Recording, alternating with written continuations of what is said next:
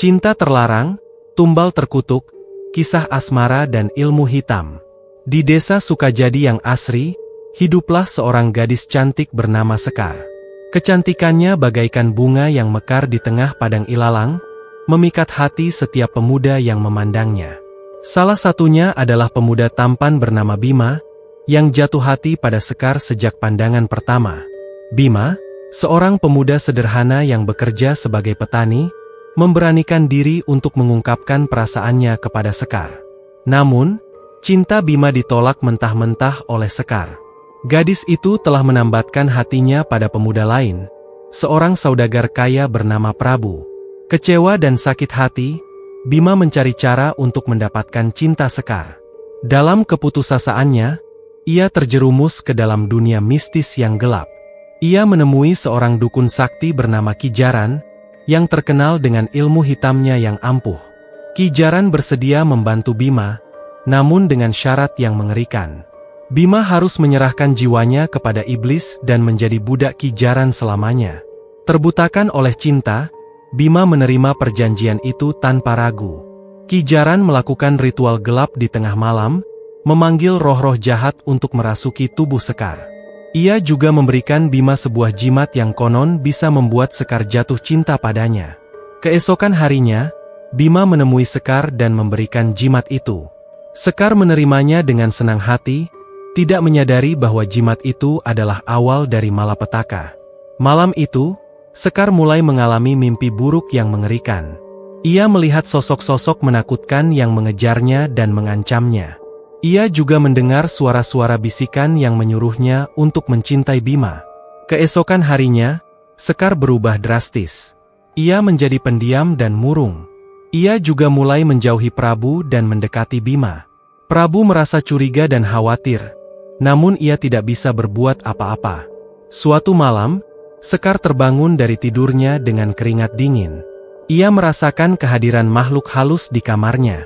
Ia melihat bayangan hitam bergerak di dinding, mendengar suara-suara langkah kaki, dan merasakan hembusan napas dingin di tengkuknya. Sekar menjerit ketakutan dan berlari keluar kamar. Ia mencari Bima, namun Bima tidak ada di rumah. Sekar semakin ketakutan dan berlari ke rumah Prabu. Prabu terkejut melihat Sekar datang ke rumahnya dengan wajah pucat dan tubuh gemetar. Sekar menceritakan semua yang ia alami, dan Prabu merasa iba. Ia memeluk Sekar dan berjanji akan melindunginya. Namun, teror hantu tidak berhenti sampai di situ.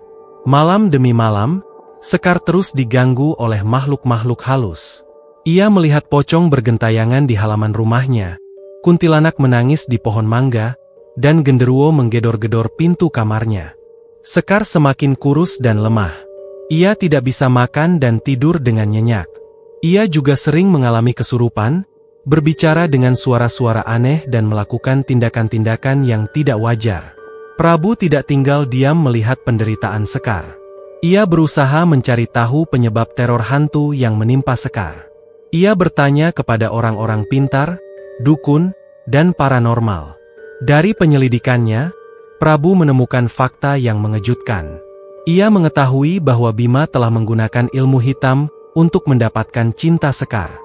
Ia juga mengetahui bahwa Ki Jaran adalah dalang di balik semua ini. Prabu marah besar. Ia memutuskan untuk membalas dendam kepada Bima dan Ki Jaran. Ia mengumpulkan teman-temannya dan merencanakan serangan ke rumah Ki Jaran. Malam itu, Prabu dan teman-temannya menyerbu rumah Ki Jaran. Mereka membawa senjata tajam dan obor. Mereka mendobrak pintu rumah Ki Jaran dan masuk ke dalam. Ki Jaran terkejut melihat kedatangan mereka. Ia berusaha melawan, namun ia kalah jumlah. Prabu dan teman-temannya menghajar Ki Jaran hingga babak belur. Mereka kemudian mengikat Ki Jaran dan membawanya ke rumah Sekar. Mereka menyuruh Ki Jaran untuk melepaskan Sekar dari pengaruh ilmu hitamnya. Ki Jaran yang tertangkap dan terikat, awalnya menolak untuk membantu. Ia malah mengancam Prabu dan teman-temannya dengan kutukan. Namun, Prabu tidak gentar. Ia mengancam akan membakar Ki Jaran hidup-hidup jika tidak mau bekerja sama. Akhirnya, Ki Jaran menyerah. Ia melakukan ritual untuk melepaskan Sekar dari pengaruh ilmu hitamnya. Ia membaca mantra-mantra kuno dan membakar dupa. Ia juga menggunakan keris pusakanya untuk mengusir roh-roh jahat yang merasuki tubuh Sekar. Ritual berlangsung selama berjam-jam. Prabu dan teman-temannya terus berdoa dan memberikan semangat kepada Sekar. Akhirnya, ritual selesai. Sekar terkulai lemas di tempat tidur. Ia tampak sangat kelelahan, namun wajahnya sudah kembali regular. Ia tidak lagi terlihat pucat dan murung. Prabu memeluk Sekar dengan erat. Ia bersyukur karena Sekar telah kembali seperti semula. Ia berjanji akan selalu melindungi Sekar dari segala bahaya. Ki Jaran yang merasa dipermalukan, bersumpah akan membalas dendam kepada Prabu dan Sekar. Ia menggunakan ilmu hitamnya untuk memanggil roh-roh jahat yang lebih kuat dan ganas. Malam itu, saat Prabu dan Sekar sedang tidur, mereka diserang oleh segerombolan hantu. Hantu-hantu itu berwujud pocong, kuntilanak, genderuwo, dan makhluk-makhluk mengerikan lainnya. Prabu dan Sekar terbangun dari tidur mereka dan menjerit ketakutan. Mereka berusaha melawan, namun hantu-hantu itu terlalu kuat. Mereka terdesak dan terluka parah.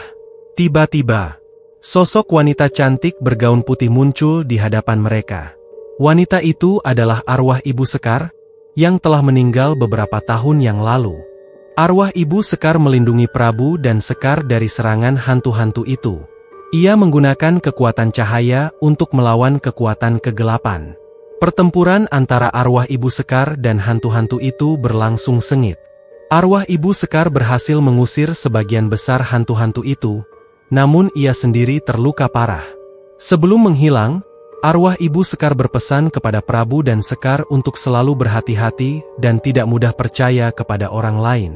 Ia juga berpesan agar mereka selalu menjaga cinta mereka.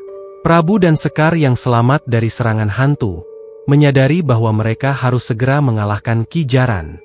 Mereka tahu bahwa Ki Jaran tidak akan berhenti meneror mereka sebelum mereka mati. Mereka pergi ke rumah Ki Jaran, namun Ki Jaran sudah tidak ada di sana.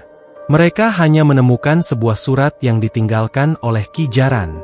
Dalam surat itu, Ki Jaran menantang Prabu dan Sekar untuk datang ke hutan larangan. Ia mengatakan bahwa ia akan menunggu mereka di sana untuk pertempuran terakhir. Prabu dan Sekar tidak gentar. Mereka menerima tantangan Ki Jaran dan pergi ke hutan larangan. Mereka membawa senjata tajam dan jimat-jimat pelindung. Mereka berjalan dengan hati-hati, waspada terhadap jebakan yang mungkin dipasang oleh Ki Jaran. Mereka juga berdoa agar diberikan kekuatan untuk mengalahkan Ki Jaran. Setelah berjalan cukup lama, mereka sampai di tengah hutan. Di sana, mereka melihat Ki Jaran sedang duduk di atas batu besar, dikelilingi oleh roh-roh jahat. Ki Jaran tersenyum sinis melihat kedatangan mereka. Ia bangkit dari duduknya dan bersiap untuk bertarung. Prabu dan Sekar maju menyerang Ki Jaran. Mereka menggunakan senjata tajam dan jimat-jimat pelindung mereka. Ki Jaran melawan dengan ilmu hitamnya. Pertempuran berlangsung sengit. Prabu dan Sekar terdesak oleh kekuatan Ki Jaran. Mereka terluka parah dan hampir menyerah. Namun, mereka tidak putus asa. Mereka terus berjuang, saling melindungi, dan memberikan semangat satu sama lain. Tiba-tiba, arwah Ibu Sekar muncul kembali.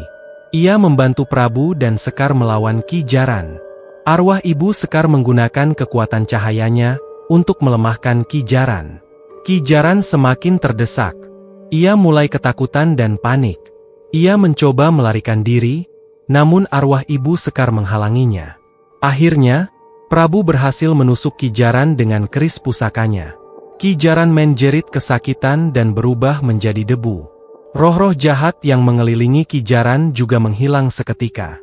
Hutan larangan kembali sunyi dan damai. Prabu dan Sekar berpelukan erat. Mereka bersyukur karena telah berhasil mengalahkan Ki Jaran dan mengakhiri terornya. Mereka kemudian pulang ke desa dengan perasaan lega. Penduduk desa menyambut mereka dengan sukacita. Mereka merayakan kemenangan Prabu dan Sekar atas Ki Jaran. Prabu dan Sekar akhirnya menikah. Mereka hidup bahagia selamanya, tidak pernah lagi diganggu oleh makhluk halus. Kisah cinta Prabu dan Sekar menjadi legenda di desa Sukajadi. Kisah itu menjadi pengingat bagi semua orang bahwa cinta sejati dapat mengalahkan segala rintangan, bahkan ilmu hitam sekalipun. Namun, kisah itu juga menjadi peringatan bagi siapapun yang berani bermain esensial dengan ilmu hitam. Ilmu hitam adalah ilmu yang berbahaya dan dapat membawa malapetaka bagi siapapun yang menggunakannya.